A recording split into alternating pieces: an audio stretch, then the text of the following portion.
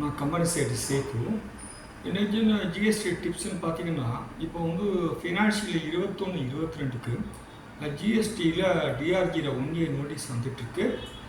அப்புறம் அதில் ட்ராப் பண்ண முடியாமல் டிஆர்ஜியில் 1 கொடுக்குறாங்க. எனக்கு தெரிஞ்ச வரை நான் பார்த்த நோட்டீஸில் பூரா என்ன ப்ராப்ளம் பேசிக்காக வருதுன்னா ஜிஎஸ்டிஆர் 1க்கு லேட் ஃபீ. ஆரம்ப காலத்தில் 1க்கு லேட் ஃபீ கேட்கலன்னு சொல்லி எல்லோரும் 3Bக்கு மட்டும் தான் லேட் ஃபீ கேட்டுச்சு. ஆனால் ஆக்டில் செக்ஷனில் 1க்கு லேட் ஃபீ இருக்குது, அதை நம்ம கட்டி தான் ஆகணும், அதுக்கு வருது. ரெண்டாவது 9 பேஸ் பண்ணி நிறைய நோட்டீஸ் வருது. 9ல் என்ன ப்ராப்ளம்னா ப்ரொஃபஷனல்ஸ் வந்து ப்ராப்பராக ரெக்கன்சைல் பண்ணி GSTR 1 3B auditor financial compare பண்ணாமல் ஆட்டோ டிராஃப்டர் 9 என்ன நமக்கு வந்து பார்த்திங்கன்னாக்கி ஜிஎஸ்டிஎன் போர்ட்டலில் வருதோ அதை அப்படியே கன்ஃபார்ம் பண்ணி விட்டுறாங்க.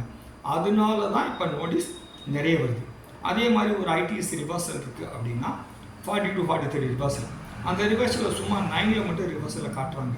9ல் காட்டினா ஐடிஎஸ் ரிவர்சல் ஆகாது, நம்ம 3Bயில் ரிவர்ஸ் பண்ணியிருக்கணும். அப்படி பண்ணலை 9ல் வருது அப்படின்னா திருப்பி DR03 போட்டு ரிவர்சல் பண்ணியிருக்கணும். இப்போ மெயினாக வருது 9 பேஸ் பண்ணி ரிவர்சல் மேட்ச் ஆகலை, ஜிஎஸ்டிஆர் 1க்கு லேட் ஃபீ, இதை பேஸ் பண்ணி தான் வரும். அதனால் இதில் நம்ம என்ன தெரிஞ்சுக்க வேண்டியது இருக்குன்னா 9ல் யாரும் ஆட்டோ டிராஃப்டட் அப்படியே கன்ஃபார்ம் பண்ணக்கூடாது. 1 3B audited financials books of accounts எல்லாம் கம்பேர் பண்ணி ப்ராப்பராக ஃபைல் பண்ணணும். அடுத்த வீடியோவில் சந்திக்கலாம். நன்றி.